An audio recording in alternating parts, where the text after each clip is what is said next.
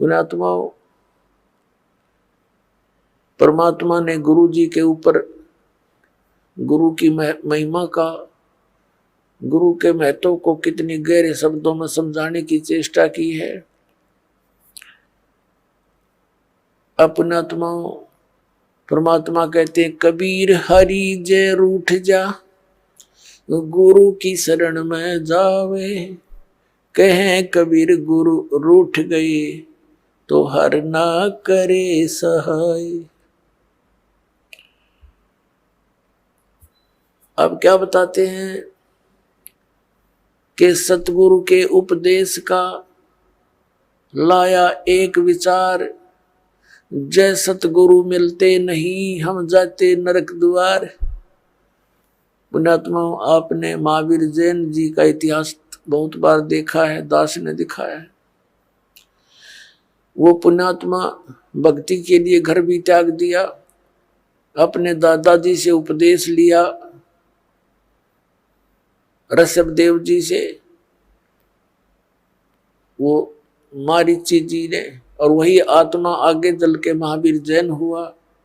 महावीर जैन के रूप में जन्मने से पहले उस आत्मा ने 80 लाख बार तो देव पद प्राप्त किया, देवता बना,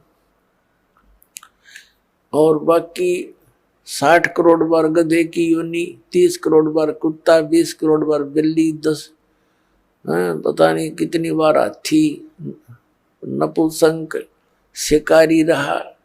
तो जब तक सतगुरु नहीं मिलते ये प्राणी साधना करता करता भी दुखी रहता है। तो इसलिए परमात्मा बताते हैं सतगुरु के उपदेश का। पृथ्वी पर सतगुरु एक ही होता है एक समय में, अनेक नहीं होते। जैसे परमात्मा स्वयं आए थे कबीर जी, वो अकेले ही वो तो परमात्मा भी थे और सतगुरु भी थे, वो तो सर्वे सवा थे। और उस समय 64 लाख शिष्य थे मालिक के। पुण्यात्मा, विचार करने की बातें हैं, क्योंकि हम लाल की महिमा से परिचित नहीं थे। लाल की को सुनते अवश्य थे कि वो बहुमूल्य होता है, लेकिन पहचान नहीं थी।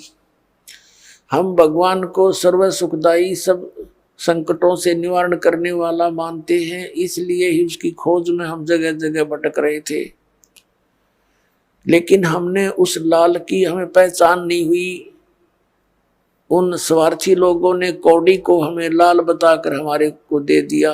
हम उन कौड़ियों को लाल समझकर गठड़ी बांधे फिरे थे। अब दास को पता चला, परख हुई, लाल और लालड़ी को परख करने की बुद्धि दी भगवान ने, और वही दास ने आपके साथ कर दी। आपको भी लाल परखने योग्य ज्ञान दे दिया। तो पहले हम साधना ठीक ना करके कितने कष्ट उठाए, उस परमात्मा ने आकर ही हमें ये ज्ञान दिया, अपनी पहचान आप ही बताई। तो क्या बताते हैं कि भक्ति करते करते भी उस महापुरुष की कितनी दुर्गति हुई, क्योंकि उनको सतगुरु नहीं मिला। 600 वर्ष पहले परमात्मा स्वयं आए थे, 64 लाख शिष्य हुए उनके, और अकेले सतगुरु थे, अकेले नाम देते थे। और पुण्यात्मा, उस समय ना कोई मीडिया था, ना कोई पुस्तक का लेखन करके कहीं भेजा जा सकता था। आदरणीय धर्मदास साहिब जी ने कबीर साहब की वाणी लिपिबद्ध करके रख ली थी, लेकिन उसको बार बार इतनी को हाथ से लिखने में तो 10 साल फेर लग जाए उसको। तो ऐसे जैसे आजकल परमात्मा ने दया बख्शी है, अक्षर ज्ञान दिया, पेपर दे दिया, इस पर पुस्तक परमात्मा की महिमा लिखकर हमने आपको भेज दी, पुस्तकें बना बना कर। फिर ये इलेक्ट्रॉनिक सिस्टम परमात्मा ने दिया, सीडी का ये बना के दे दी, चिप चल पड़ी परमात्मा की दी हुई है। ये गॉड गिवन इंस्ट्रूमेंट है, ये मनुष्य के सत्र के बनाए हुए नहीं है, ये भूल जाना आप। ये मनुष्य 4 युगों में यही था। एक रेडू के अंदर और छत खच्चर जोड़ कर रथ बना के घसीटे अंडा करते। अरीवीसी कार बना ली, हवाई जहाज बना दी, और ये इंटरनेट बनवा दिए। ये परमात्मा के दिए हुए हैं, और इस काल ने इनका दुरुपयोग शुरू करवा दिया। इसमें फिल्म देखे, नाचे कूदे, समाज दूना बिगड़ गया। लेकिन अब शुद्ध रहेगा। यहाँ पर कोई भी पदार्थ है उसके गुण अवगुण दोनों चले, लेकिन हम अवगुणों को त्याग कर गुणों को ग्रहण करेंगे, हमें ज्ञान हो जाएगा। तो कहने का भाव यह कि 64 लाख शेष होना उस समय एक धानक के जुल्हे के, ये कोई बड़कों का खेल नहीं है जिसको हम एक शूद्र कहते थे। एक कवि तक करके कवि कह के सीमित कर दिया था, फाइनल क्लोज कर दी थी उनकी फाइल को। अब वह फाइल फिर खुली उस भगवान की।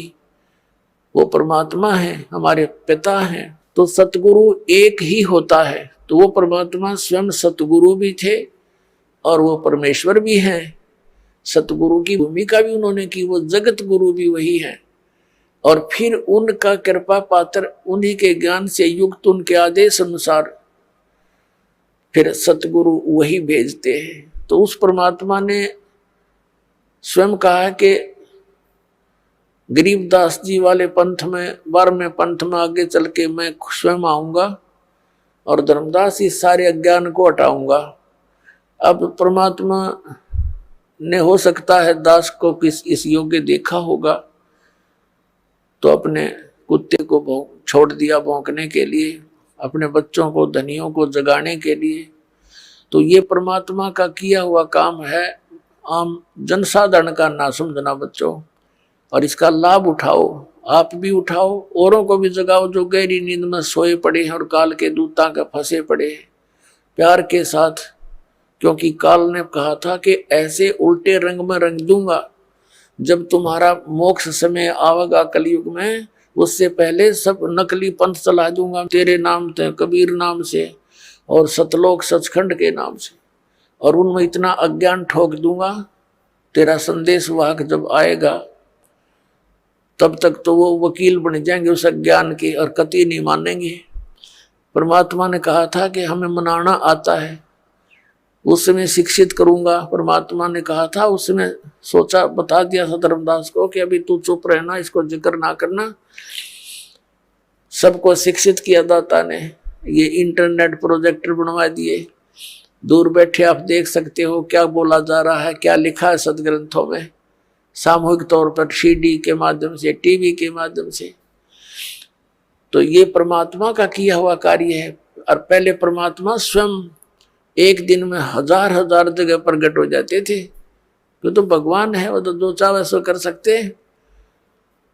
तो इस प्रकार परमात्मा ने हमें जगाया, सत ज्ञान दिया। वही दिया हुआ ज्ञान आज दास आपके समक्ष रख रहा। तो प्रसंग चल रहा है कि सतगुरु के उपदेश का लाया एक विचार, जय सतगुरु मिलते नहीं हम जाते नरक द्वार। पुण्यात्माओं, इन वचनों को गणी गहराई से सुना करो, इनको हृदय में जाने दो कानों के माध्यम से।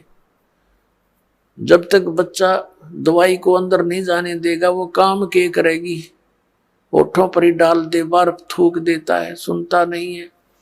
तो इनको बहुत गहराई से सत्संग के समय तो आप एकाग्रचित हो जाया करो और परमात्मा के इन वचनों पर गहराई से सोचा करो। अब क्या बताया भगवान ने कि जय सतगुरु मिलते नहीं जाते नरक द्वार। सतगुरु के उपदेश का लाया एक विचार, और जय सतगुरु मिलते नहीं हम जाते नरक द्वार। नरक द्वार में दूत सब फिर करते खेचा तान, उनसे कबू ना छूटते फिर फरते चारों खान। पुण्यात्माओं, जब ये भक्तिहीन प्राणी यहाँ से जाता है, यम के दूत इसको पकड़ कर ले जाते हैं, धर्मराज के सामने खड़ा कर दिया जाता है, न्यायाधीश के सामने। वहां ये नहीं कह सकता कि मैंने ऐसा नहीं किया, मैंने ऐसा नहीं किया। वहां झूठ नहीं चलेगी। वहां तो आपकी फिल्म स्टार्ट हो जाएगी, सीडी ऑन हो जाएगी आपके समक्ष सामने।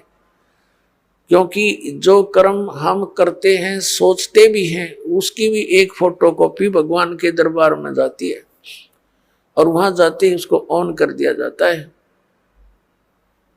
अब जैसे आप जी भक्तों को, भाई बहनों को कहते हो, रिश्तेदारों को या कोई मित्र पड़ोस पड़ोस में मिल जाते हैं, उनको भी समझाते हो भक्ति कर लो, परमात्मा का नाम ले लो, तो अब तो उनके पास समय नहीं है क्योंकि उनको ज्ञान नहीं है। फिर वो जब वहां दरबार में खड़ा होगा तो ये एक पली लगाता है भगवान के आगे, एक बहाना खोजता है कि परमात्मा मुझे पता नहीं चला, हमने तो इतना ज्ञान हुआ था, अपना काम करो, बच्चों का पालन पोषण करो। तो उसमें परमात्मा वो सीडी चला देगा, कोई भक्त उससे कह रहा होगा कि चलो चलेंगे सत्संग में, और वो बकवाद कर रहा होगा, मना कर रहा होगा, सौ बहाने मिला रहा होगा। फिर परमात्मा कहेगा, देख इस भक्त ने, इस बहन ने, इस बेटी ने तेरे से क्या कहा था, और तू झूठ बोलता है कि मेरे को पता नहीं चला। तब ये क्या कहता है, भगवान गलती होगी, क्षमा कर दो। परमात्मा कहता भाई गलती का मानने का कोई फायदा को नहीं, अब तो नरक में जाना ही पड़ेगा। और फिर कभी तुझे मानव शरीर मिले तो फिर ट्राई करना। तो पुण्यात्माओं, ये धर्मराज के दरबार में जो प्राणी जाता है उसके बाद इसको नरक में डाला जाता है, और वहां तो लाखों की संख्या में, हजारों की संख्या में पशुओं की तरह चारों तरफ से यम के दूत, जो समझ लो हाथों में भाले, क्योंकि वो शरीर ऐसा है उसमें पीड़ा घनी होती है और उसमें मरता नहीं प्राणी, पीड़ा ज्यादा होती है, तो उसमें सीधे भाले ठोके, आंखों में मारेंगे ना सीधे, और ऐसे जैसा भी हाथ में आओ उतना लठ मारते हैं और उनको जबरदस्ती नरक में ठोक देते हैं, धक्के मार मार के वो उल्टे बाजे उनके लठ मारे, और जैसे पशु को फाटक में रोकते हैं ऐसा ठोक दिया जाता है। तो यहाँ क्या बताते हैं पुण्यात्मा, हम भक्ति से घने दूर हो गए, अध्यात्म ज्ञान आसपास भी नहीं रहा, हमें डर नहीं रहा इन बातों का, इन बातों को हम ऊट पटांग से मानते हैं, इन अज्ञानियों के ज्ञानों को सुन सुन के अज्ञान को, कि भगवान कहीं, नरक कहीं नहीं है, यही स्वर्ग है, यही नरक है। अरे इतने बड़े बड़े ग्रंथ लिखे हैं, महापुरुषों ने आंखों देख कर बताए हैं, उनको हम अपनी सोच से झूठा कैसे कर देंगे, करेंगे तो करे रहेंगे, लेकिन सच्चाई हमारे कहने से मिट नहीं सकती। तो परमात्मा बताते हैं कि नरक द्वार में जब नरक में ठोके जाओगे, दूत सब और करते खेचा ताण, दे डंडा दे लठे अंदर ठोक देते हैं। नरक द्वार में दूत सब करते खेचा ताण और उनसे कभी ना छूटता, फिर फिरता चारों खान, वहां नरक में दुख उठा करके फिर इन चार खानियों में 84 लाख प्रकार के इन पशु पक्षियों और सब जीवों की, ये प्राणियों के जो शरीरों में कष्ट उठाना पड़ता है। अब परमात्मा बताते हैं, नरक द्वार में दूत सब करते खेचा ताण, उनसे कबू ना छूटता, फिर फिरता चारों खान, चार खानी में भरमता और कबू ना लगता पार, सो फेरा सब मिट गया मेरे सतगुरु के उपकार। अब सतगुरु के उपकार, जैसे गरीबदास जी ने कहा है कि जो जा सतगुरु की मैं बलिहारी, जो जमन मरण मिटाही, जो जन्म और मृत्यु के इस दीर्घ रोग का नाश कर दे, कहते मैं उस सतगुरु पर बलिहारी हूं। तो जन्म मरण का रोग का नाश कबीर परमेश्वर ही कर सकता है, और कबीर परमेश्वर जिस भी अपनी आत्मा को, दास को यहाँ भेजता है अपना सामर्थ्य देकर, तो यह उसके द्वारा परमात्मा ही करवाता है। अन्य ना तो किसी भगवान की भक्ति से ये जन्म मरण का रोग नाश हो सकता। यदि हम श्री राम, श्री कृष्ण अर्थात विष्णु जी, इनकी पूजा करके चाहें कि हमारा जन्म मरण का रोग कटे, ये नाशवान इनकी जन्म मृत्यु स्वयं होती है। ऐसे ही शंकर जी की जन्म मृत्यु होती है, ब्रह्मा जी की जन्म मृत्यु होती है। इनका पिता है सरपुरुष, जिसको काल रूपी ब्रह्म भी कहते हैं, जो गीता बोल रहा है श्री कृष्ण जी में प्रवेश करके, वो स्वयं स्वीकारता है। गीता जी अध्याय नंबर 4 के श्लोक नंबर 5 और 9 में, अध्याय नंबर 2 के श्लोक नंबर 12 में, गीता जी अध्याय नंबर 10 के श्लोक नंबर 2 में ये कहता, अर्जुन तेरे मेरे बहुत जन्म हो चुके हैं, तू नहीं जानता मैं जानता हूं। तो इससे सिद्ध है कि इस ब्रह्म की पूजा करने वाला भी जन्म मरण के रोग से नहीं बच सकता, और ब्रह्म की साधना ब्रह्म पुजारी गुरु से ही लेनी पड़ती है। उस गुरु की शरण में जाने से भी जन्म मृत्यु का रोग नहीं कट सकता, और जब तक जन्म मृत्यु का रोग नहीं कटेगा शांति नहीं हो सकती।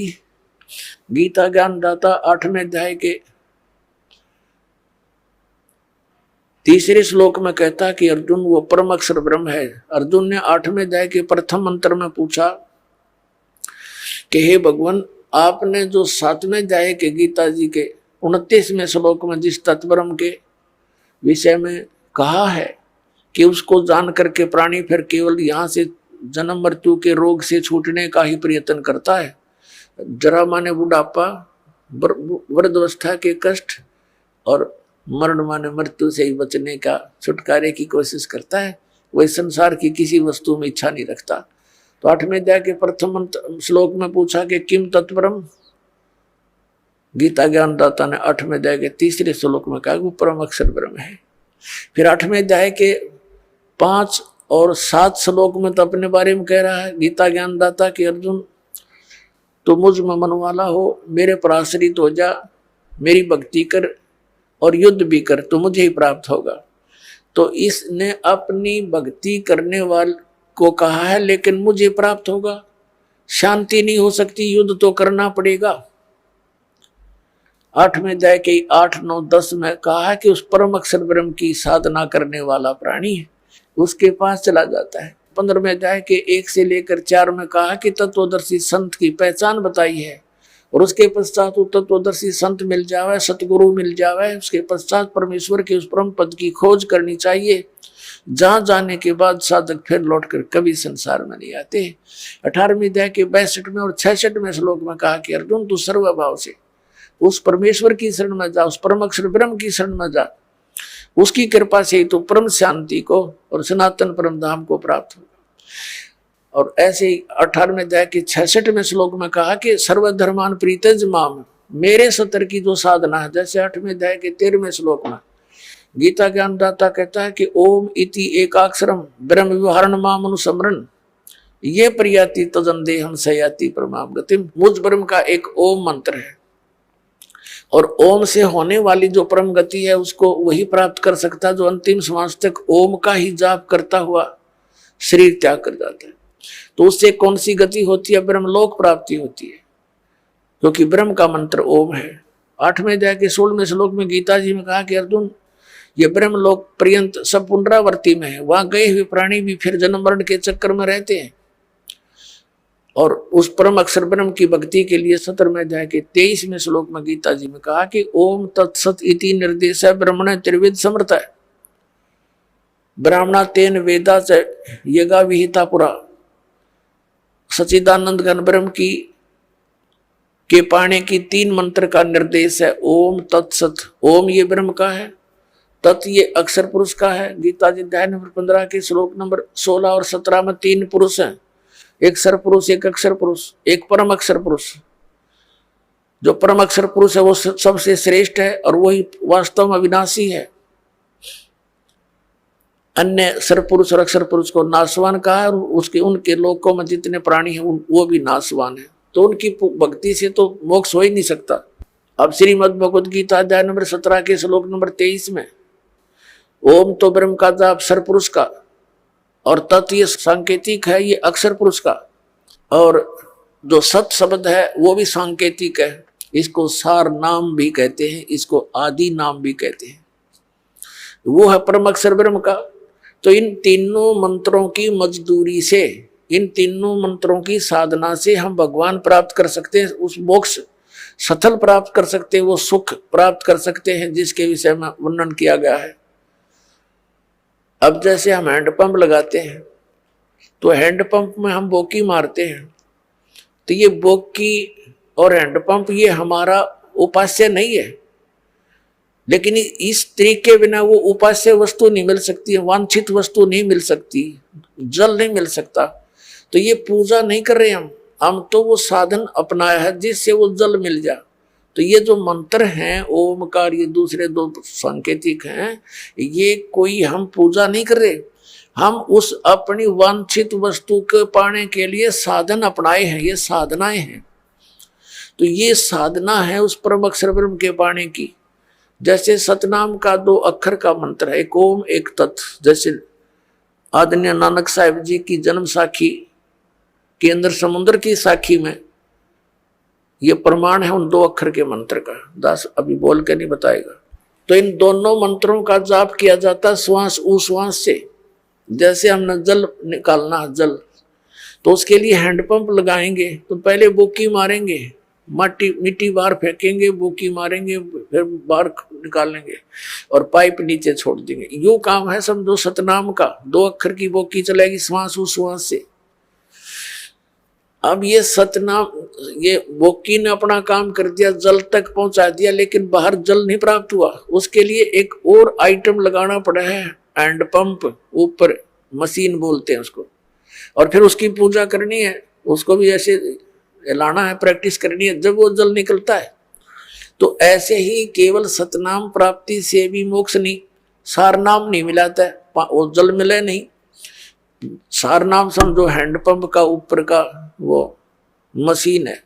तो ये मशीन उसी समय लगी हुई सक्सेस होगी जब वो पाइप पूरी जल तक पहुंच चुकी होगी। बीच में अगर कोई कहे हैंडपंप लगा दे, मशीन फिट कर दे, मिस्त्री कभी नहीं करेगा। तो ये दास आपको ये सब व्यवस्था बता रहा है, ये आपने करनी है, मजदूरी करनी है इसकी। और जब सारनाम का समय आएगा, आपकी पाइप पहुंच जाएगी जल तक के आसपास, तो फिर हैंडपंप यानी सारनाम आपको दिया जाएगा। तो इस प्रकार हम इस ओम, उस परम अक्षर ब्रह्म के पाने का ओम तत्सत, ये 3 मंत्र का जाप है। ओम ये ब्रह्म का है, तत् ये अक्षर पुरुष का है, उसको परब्रह्म भी बोलते हैं, और सत ये परम अक्षर ब्रह्म का, इसको पार ब्रह्म कहते हैं। पार ब्रह्म, एक परब्रह्म एक पार ब्रह्म। ब्रह्म तो ये सरपुरुष है, ये काल भगवान 21 ब्रह्मांड का स्वामी। अक्षर पुरुष इसको परब्रह्म कहते हैं, ब्रह्म से नेक्स्ट भगवान, पर यानी दूसरा। और इससे ऊपर पार ब्रह्म, पार ब्रह्म माने सबसे परले पार का, सबसे ऊपर वाला, वो पार ब्रह्म होता है। जैसे आप संतों की वाणी में पार ब्रह्म शब्द सुनते हो, वो परब्रह्म के लिए नहीं है, वो पार ब्रह्म यानी उस सत्य पुरुष की तरफ संकेत है, परम अक्षर ब्रह्म की तरफ संकेत है। तो जैसे तो उस परमात्मा के पाने का फिर 3 मंत्र का जाप है, ओम तत्सत। तो इस प्रकार हम उस परमात्मा को पाएंगे। कैसे पाएंगे?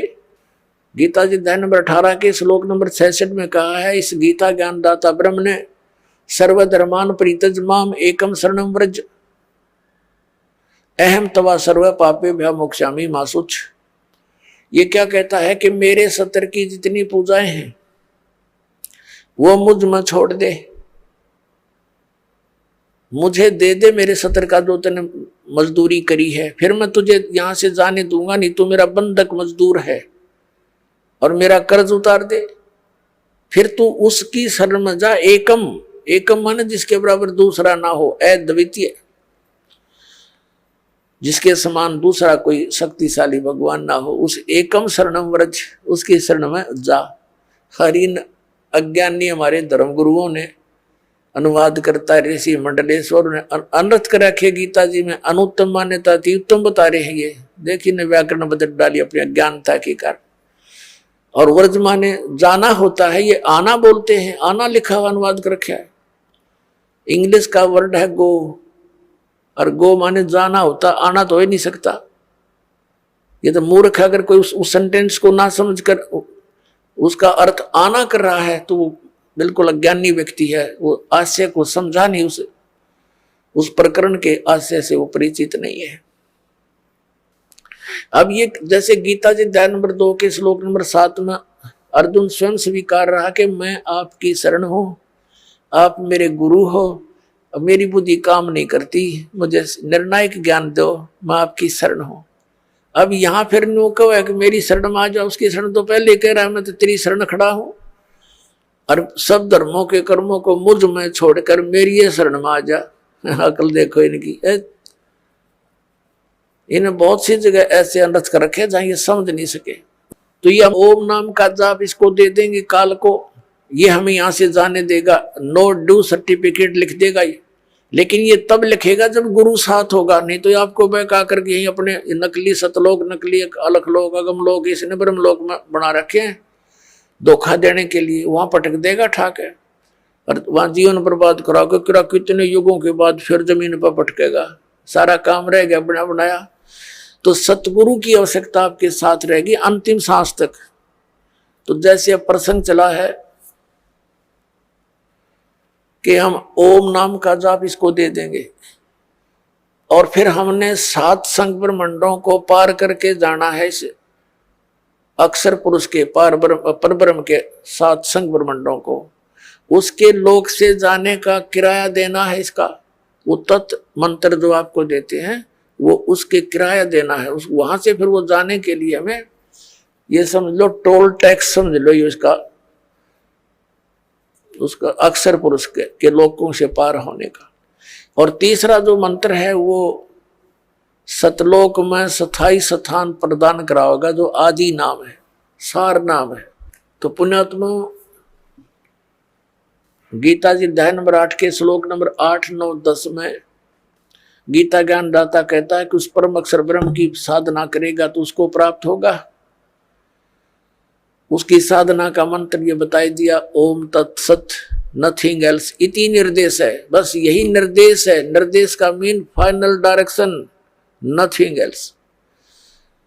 और गीता जी में ना हरे राम हरे कृष्ण, ओम नमः शिवाय, ओम भगवते वासुदेव नमः, ये इस तरह की कोई मंत्र नहीं है। और जो श्रीमद् भगवत गीता में वे ऑफ वर्शिप नहीं है, पूजा का मार्ग नहीं है, उसको जो करता है तो वो शास्त्र विधि को त्याग कर मनमाना आचरण कर रहा है। अब प्रसंग आता पुण्यात्माओं, जो शास्त्र विधि को त्याग कर मनमाना आचरण करते हैं उनको न तो सुख हो न उनकी गति हो, बताओ, और न ही उनकी कोई कार्य सिद्धि हो। तो फिर इसीलिए तो हम भक्ति करते हैं और वो तीनों व्यर्थ, तो वो साधना के करने का कोई लाभ नहीं। इसी कारण से हम नास्तिकता की तरफ चल पड़े, भगवान को खोजते खोजते हम हार थक चुके हैं। अंत में हमने घुटी सूटी का सहारा ले लिया, चोरी ठगी करके हम सेठ साहूकार बनने की चेष्टा कर रहे हैं, वो दूने दुख उठा लेते हैं, पाप इकट्ठे कर लेते हैं। तो इस प्रकार इस ज्ञान से हमें ये विष दिखाई देगा।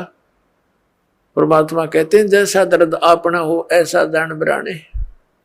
पुण्यात्मा हो, आप किसी ऑफिस में जाते हैं, दयाहीन प्राणी हो गए, उनको दर्द नहीं दिखाई देता कि कहाँ से आया है ये व्यक्ति, भूखा प्यासा है, उनको केवल अपना बकवाद उद्देश्य से उनका उल्लू सीधा हो जाता है, तो वो आपका कार्य करेंगे ना, तो कति नहीं करें, चौनी चाहिए उन्हें पहले।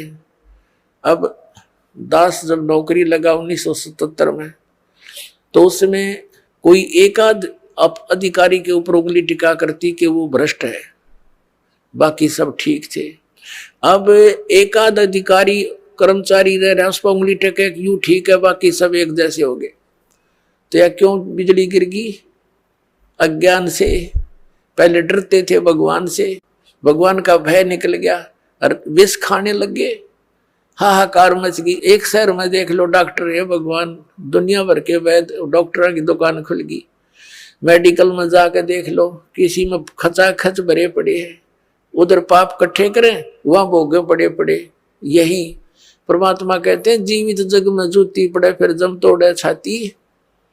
हाँ, जीवित यहाँ बिरान माटी होगी, राग गई यम के दूध गढ़ेंगे, वो नारी दुख तुम्हारे ऊपर। तो इस विष ने कौन खाओगा जब ज्ञान हो जाएगा? तो ये कारण क्यों हो गया?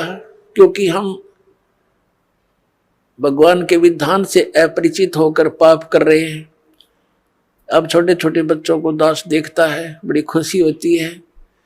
वो कहता जी मैंने ऐसे बेड़ी उठाकर दे दी गलती से, और रोता है मेरा नाम खंड हो गया। तो पुण्यात्मा ये समाज तैयार होगा क्या? ये बच्चे बुराई करेंगे आगे चल के? ये ऐसा सोच समाज तैयार हो जाएगा, इनको देख देख और आदमी भी दूसरे भी इनका अनुसरण करेंगे। छोटे छोटे बालक ऐसे ऐसे नेक नीति से रह रहे हैं। एक छोटा सा बच्चा, उसको 100 का नोट मिल गया, गली में पड़ा था, आते उसने अपनी माँ को दिया कि वहां पड़ा था। उसकी माँ ने कहा नहीं बेटा, इसको हम नहीं प्रयोग करेंगे, इसको उठा के यहाँ दान पात्र में डाल दिया। तो और नहीं तो पहले तो जब ज्ञान ना होता, माँ सबसे पहले जेब में डाले। पहले तो बच्चा है ना घर लेकर आवा करा, पता नहीं कहाँ उड़ा उसकी टॉफी खावे रोरन खवावे फिर। तो इस प्रकार परमात्मा के इस ज्ञान से ऐसे रंगे जाओगे आप, सपने में भी नहीं गलती कर सकते। और माया की आवश्यकता होगी तो भगवान दूर नहीं, ये सत्कर मान लेना। भगवान को किस लिए खोजते थे? हमें किस चीज की डिमांड हो, आगे धर देगा ठाक, आप कह सत्कर मान लेना। भगवान इसी को कहते हैं। ये कोई बालकों का खेल नहीं है। नहीं फिर क्यों ड्रामा करते हैं भक्ति की? ये वो समृद्ध शक्ति है, एक वचन में सब कुछ कर सकता है आपके लिए, लेकिन उसके कराने योग्य आपने बनना पड़ेगा। कहते हैं सतगुरु के दरबार में कमी काहे की ना, और अंसा मौज नहीं पा रहा तेरी चूक चाकरी में। तो अगर इस सच्चे दरबार में किसी चीज की कमी नहीं है और आपके ऊपर मेहर नहीं हो रही है, तो आपकी कोई चाकरी में, आपकी सेवा और शुश्रूषा में कोई त्रुटि है, उसको ठीक कर, तुरंत बिजली आ जाएगी।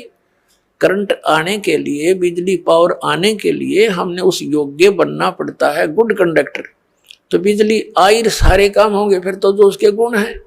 तो उस बिजली को आने के योग्य बनाओ, और इसी तरीके से बनोगे आप, इस ज्ञान से, इस भक्ति से समर्पित हो जाओगे।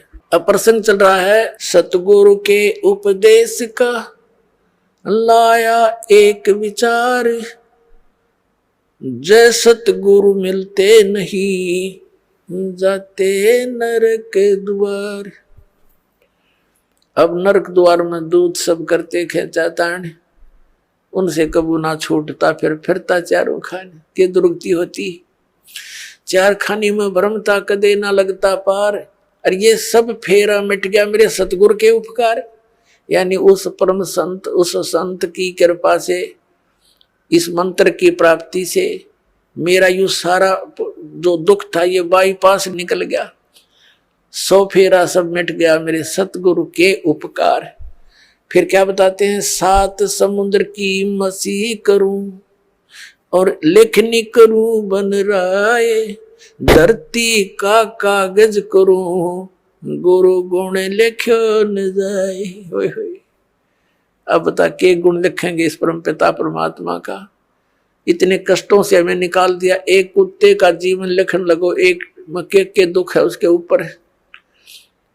गर्मियों सर्दियों के दिन, सर्दी का मौसम, गली में पड़ा है, पहले वो कोठी में रहता था एसी रूम में, बिना भक्ति के। देख कहाँ पड़ा उसका प्लेटफार्म, फिर गली में बैठा है, सह परिवार लेटा है, कुतिया कुत्ते बनकर। ऊपर से वर्षा हो रही है, ठिठुर रहा है, आता जाता उसका लठ मार देता है, पर फिर वो भूखा उठता सुबेरे, किसी के द्वार की तरफ भागता है।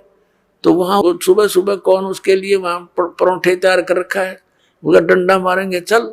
वो फिर दूसरे घर में घुसता है, तीसरे मनमान रसोई में पहुंच जा, क्यों भूख लग रही है, तो उसका लागे कड़ में लठ, फिर ट्या ट्या करता हुआ फिर कहाँ पहुंचेगा? कुरडियां पर गंध खाने के लिए जाएगा वो।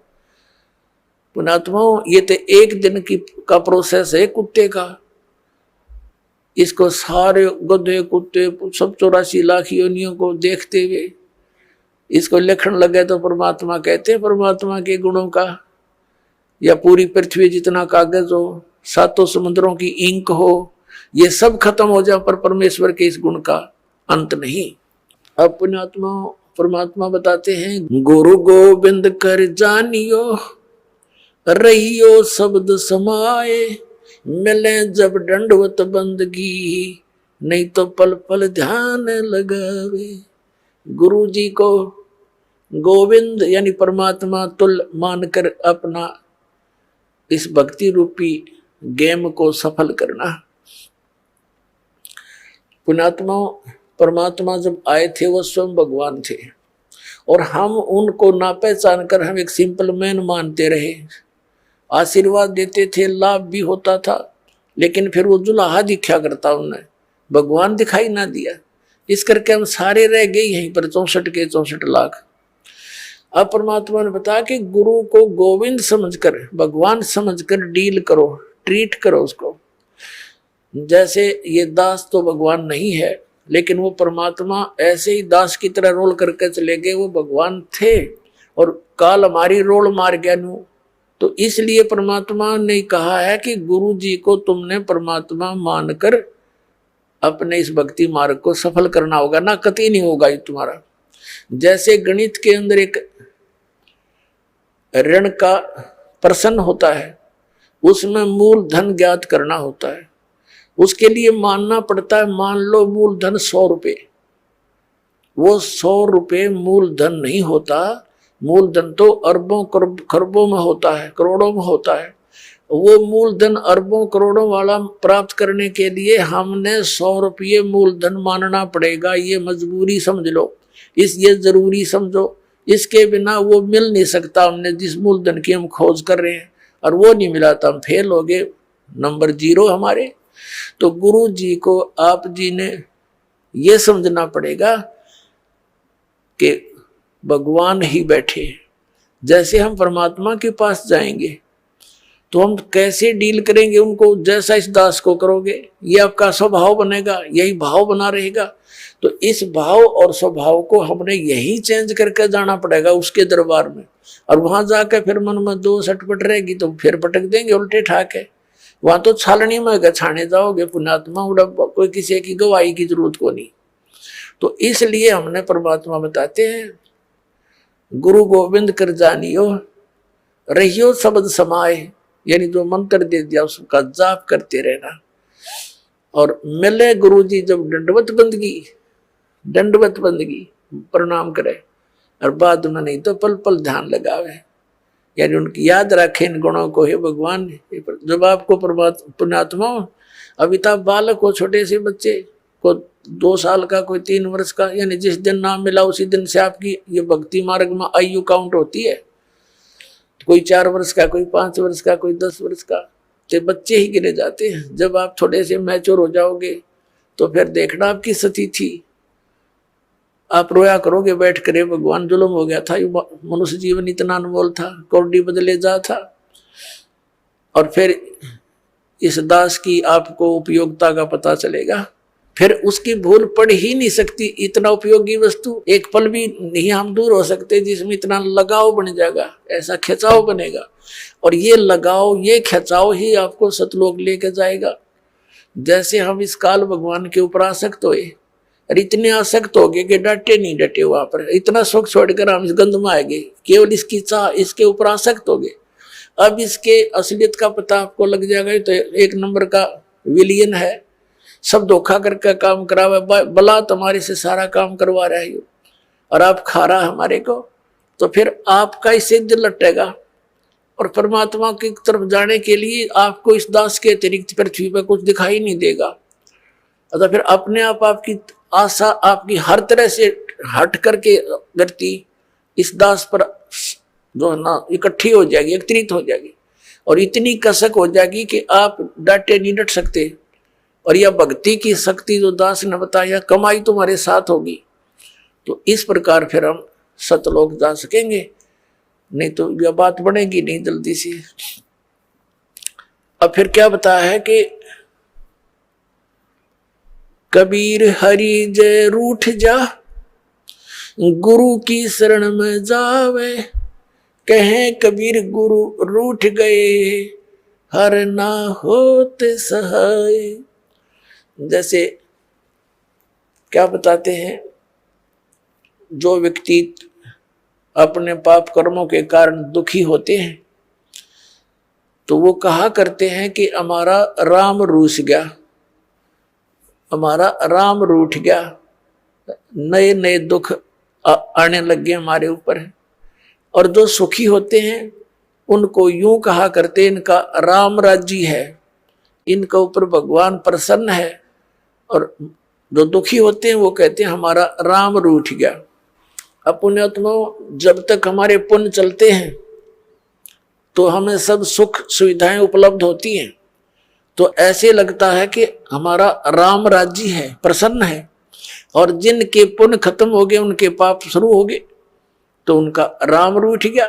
अब जैसे गुरु गोविंद दोनों खड़े, किसके लागू पाए, बलिहारी गुरु अपना, जिन गोविंद दियो मिलाए। अब क्या बताते हैं, परमात्मा ने कितना एग्जाम्पल दिया हमारे को समझाने के लिए। कैसा उदाहरण दिया है कि जैसे आप कहीं खेतों में एकांत स्थान पर या कहीं पर मजदूरी कर रहे हो, कोई कार्य कर रहे हो, मटका भर लेगे पानी का घड़ा घट, और जब तक उसमें जल है तो नो प्रॉब्लम, प्यास लगी घट घट पिया फिर काम लाएंगे। और जब वो घट यानी घड़े में पानी खत्म हो गया, जल खत्म हो गया, तो समस्या उत्पन्न हुई, तो फिर वो राम रूठ गया। जब तक उसमें जल था तो राम राज्य था, सुविधा सारी थी, प्रॉब्लम थी नहीं। अब वो जल खत्म हुआ तो राम रूठ गया। अब वो राम मिला कहाँ, हैंडपंप में, हैंडपंप में मिला वो जल, तो वहां गए, हैंडपंप के नीचे रखा मटका, फिर करी उसकी पूजा सेवा और भर लाए, फिर सुखी हो गए। तो जिनके ऊपर अब पापों के दौर चल पड़े, उनके पुण्य समाप्त हो चुके, और सुख होगा पुण्य बढ़ने से, पुण्य प्राप्त होने से। तो यहां परमात्मा कहते हैं कि एक तरफ तो आपके पास एक घड़े में जल रखा है और एक तरफ हैंडपंप है। जल तो समझो परमात्मा है घड़े में, और हैंडपंप गुरु जी है। अब कौन से को सिलेक्ट करोगे तुम? हैंडपंप को, हैंडपंप में तो कितना पानी निकाले, और मटका में जो जल है वो तो थोड़ी सी दिन, एक दिन भी पूरा ना निकाला मन पूरे परिवार का। तो यहां परमात्मा कहते हैं गुरु गोविंद दोनों खड़े, और किसके लागू पाए, बलिहारी गुरु अपना, जिन गोविंद दिया मिलाए। हैंडपंप बिना जल नहीं मिला।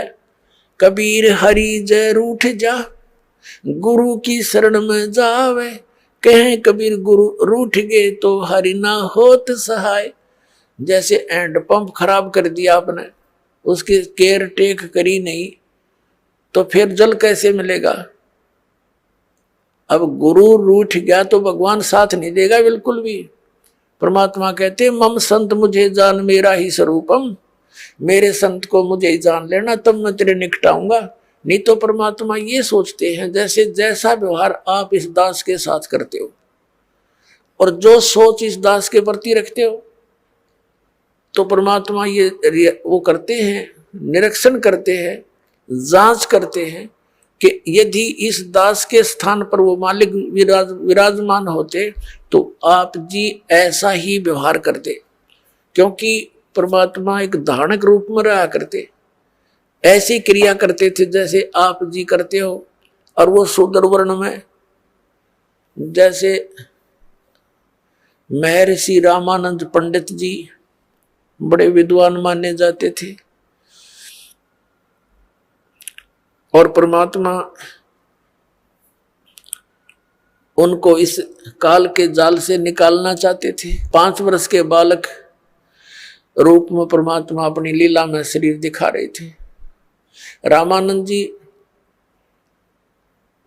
का एक शिष्य था, उस शिष्य को परमात्मा ने एक प्रश्न किया था कि तुम विष्णु जी को सर्वेश्वर बताते हो, इनका तो जन्म मृत्यु होता है, पुराणों में ऐसा लिखा है। जिस बात से क्षुब्ध होकर के उस रामानंद जी के शिष्य ने परमेश्वर कबीर जी से कहा था, क्या तूने दीक्षा ले रखी है, तूने पुराणों का ज्ञान कहाँ से हुआ? परमात्मा ने कहा कबीर जी ने कि मैंने दीक्षा ले रखी है, गुरु बना रखा है, जो तेरा गुरु जी है वही मेरा गुरु जी है। उस समय केवल ब्राह्मणों को दीक्षा देते थे, उन्हीं को भक्ति का अधिकारी मानते थे, अन्य को तो टोटके टाटके बता कर उन महाराज जी रखा करते थे और कथा सुना सुना कर उनसे चंदा अपना वो लेते थे दान। इस बात से अक्षुब्ध होकर के तूने एक शूद्र होकर मेरे गुरु जी की बेइज्जती कर दी है, एक पंडित को अपना गुरु बताया है। रामानंद जी से कंप्लेंट की गई, कबीर परमात्मा को वहां बुला लिया गया। बहुत से श्रोता वहां विराजमान थे। रामानंद जी ने पहले तो प्रश्न उत्तर किए, तू कौन है, तेरा क्या नाम है। परमात्मा ने कहा था, सुन रामानंद, राम मैं, हम बावन नरसिंह। और फिर कहा था, ए स्वामी सृष्टा में सृष्टि हमारे तीर, दास गरीब अधर बसु मेरा मैं अवगत सत कबीर। रामानंद जी से कहा था कि ए रामानंद जी, मैं सारी सृष्टि का रचनहार हूं और ऊपर सतलोक में रहता हूं, मैं पूर्ण परमात्मा हूं। इस बात से दुख मान गया रामानंद जी। बहुत सी गाली गलौज किया परमात्मा के प्रति कि तू नीच जात का है, छोटी जाति, ऊंचा मुंह बातें करता है। आइए अब हम उन श्रद्धालुओं के अनुभव जानते हैं जो जगत गुरु तत्वदर्शी संत रामपाल जी महाराज जी से दीक्षा प्राप्त कर चुके हैं तथा उनके द्वारा बताए गए भक्ति मार्ग पर चल रहे हैं। नमस्कार सर। नमस्कार सर। सर क्या नाम है आपका? नरेश पाल दास। नरेश जी, आप कहाँ के रहने वाले हैं? मैं कंकरखेड़ा मेरठ का रहने वाला हूँ जी। सर क्या काम करते हैं आप?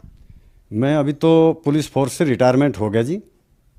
सर संत रामपाल जी महाराज से कब जुड़े आप? मैं संत रामपाल जी महाराज से 2009 में जुड़ा जी। सर संत रामपाल जी महाराज से जुड़ने से पहले क्या आप कोई भक्ति साधना भी करते थे? जी हाँ सर, मैं संत डॉक्टर सोनक देव जी से जुड़ा हुआ था सन 94 से, और वही भक्ति में 17 साल तक लगातार किया। सर फिर आप संत रामपाल जी महाराज की शरण में कैसे आए? ऐसा था जी, उस दिन हम लाइन के अंदर थे और संत रामपाल जी महाराज के जो भगत थे वो मंदिर में बैठे हुए थे, और उस मंदिर में मैंने जाकर उनको बोला, भाई आज विश्वकर्मा का दिन है, आप प्रसाद वगैरह ले आओ।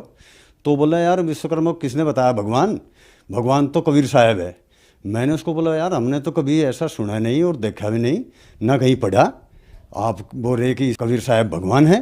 बोला, मेरे पास एक बुक रखी, लाइन में जाके आप उसको पढ़ना, आपको पता लगेगा। तो भगत जी ने शाम के टाइम लाइन में मुझे वो पुस्तक दी, गहरी नज़र गीता में। मैंने उसको पढ़ा सर, और पढ़ते पढ़ते 2 दिन तक मैंने लगातार उसको पढ़ा, और इसके बाद मुझे टोटल ज्ञान हुआ कि गीता में क्या लिखा है क्या नहीं लिखा। इतना अच्छा उसके अंदर ज्ञान था कि मैंने प्रण कर लिया उसी दिन से कि मैं आज के बाद ये जो भक्ति मुझे बताई है डॉक्टर सोनक देव ब्रह्मचारी संत ने, ये मैं भक्ति बिल्कुल नहीं करूँगा। तो इसके बाद मैंने भगत जी से बोला, भगत जी मैं आपके गुरु से नाम लेना चाहता हूँ। तो भगत जी बोले, भाई 5 महीने बाद छुट्टी जाऊँगा, इसके बाद ही जो है ना आप नाम मिल सकता है। मगर ठीक है, मैं भी 5 महीने के बाद ही छुट्टी जाऊँगा। तो जैसे ही वो 5 महीने के बाद छुट्टी गई, मैं उनके घर ही चला गया जी, आश्रम गया, और वहाँ से परमात्मा संत रामपाल जी महाराज से नाम लेके आया मैं। सर आपने कोई गुरु बनाए थे और उनकी 17 साल तक भक्ति साधना की, फिर आपको संत रामपाल जी महाराज की पुस्तक गहरी नज़र गीता में मिली। ऐसी उस पुस्तक में क्या लिखा था जो आपने 17 साल की भक्ति छोड़कर संत रामपाल जी महाराज से नाम दीक्षा ली? जो हम भक्ति पहले कर रहे थे वो भक्ति सदग्रंथों से प्रमाणित नहीं थी, और जो भक्ति विधि संत रामपाल जी महाराज ने हमको दी वो सदग्रंथों से प्रमाणित थी सर। सर संत रामपाल जी महाराज से नाम दीक्षा लेने के बाद क्या आपको कोई लाभ भी प्राप्त हुए? जी हाँ, मुझे संत रामपाल जी महाराज से दीक्षा लेने के बाद में बहुत लाभ हुए।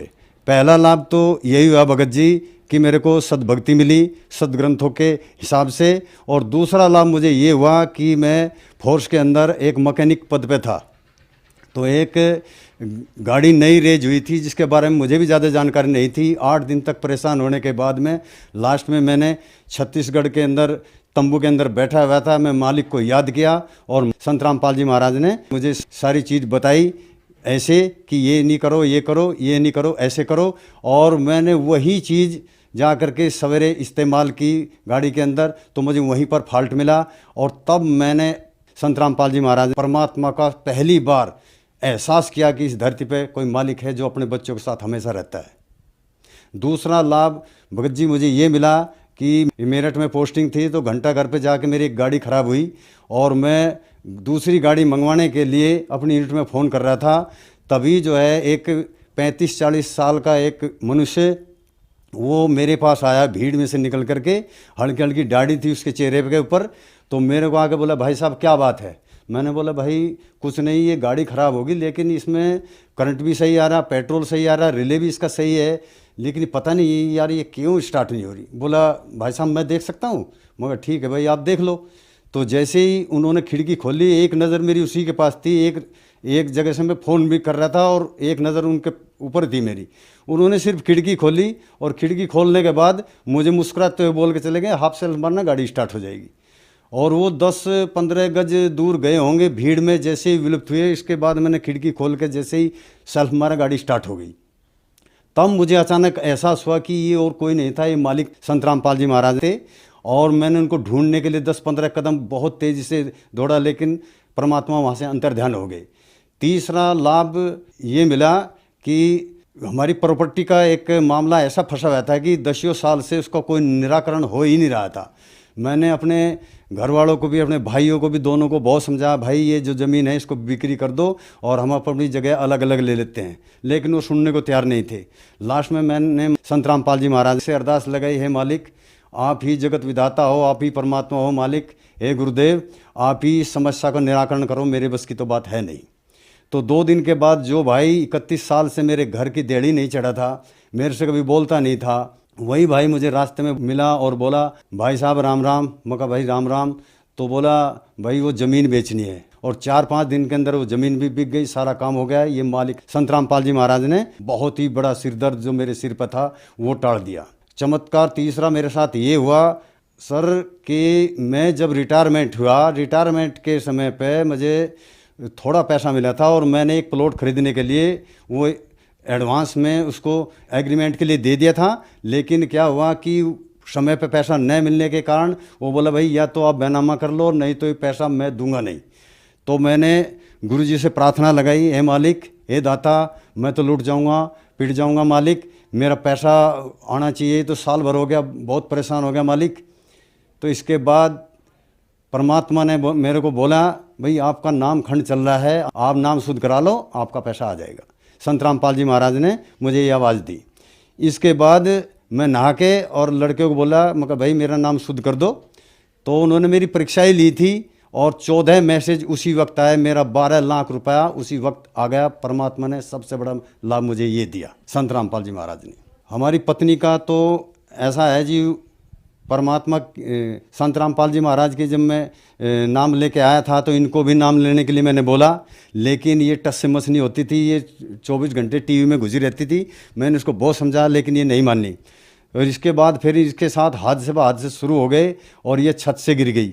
छत से गिरने के बाद इसकी 3 जगह से रीढ़ की हड्डी फ्रैक्चर हो गई, सिर में फ्रैक्चर हो गई, ये उठ बैठ चल फिर नहीं सकती थी। मैं उस वक्त छत्तीसगढ़ में पोस्टेड था, वहाँ से मैं 2 महीने की छुट्टी लेके आया और डॉक्टर ने बोला जी इसको हिलना डुलना बिल्कुल मना है, इसको अगर उठाना है तो सिर के नीचे हाथ दे के उठाना पड़ेगा और लैट्रीन बाथरूम सब आपको करना पड़ेगा।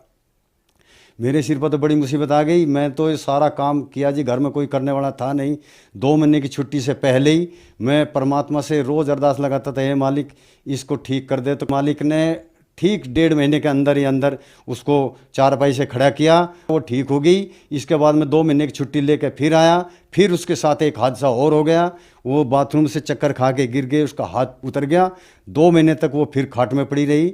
इसके बाद मैं उसको बराबर बोलता रहा, आप संत रामपाल जी महाराज की शरण में आ जाइए, नाम लीजिए, भक्ति कर लो, लेकिन वो सुनती नहीं थी और उल्टा ही गुरु जी को गाली गलौच और करती थी। फिर मैं भी हार मान गया और चुप बैठ गया। मैं गुरु जी को गाली मत दीजिए, भक्ति कर चाहे ना कर, और मुझे भी भक्ति करने के लिए रोकती थी।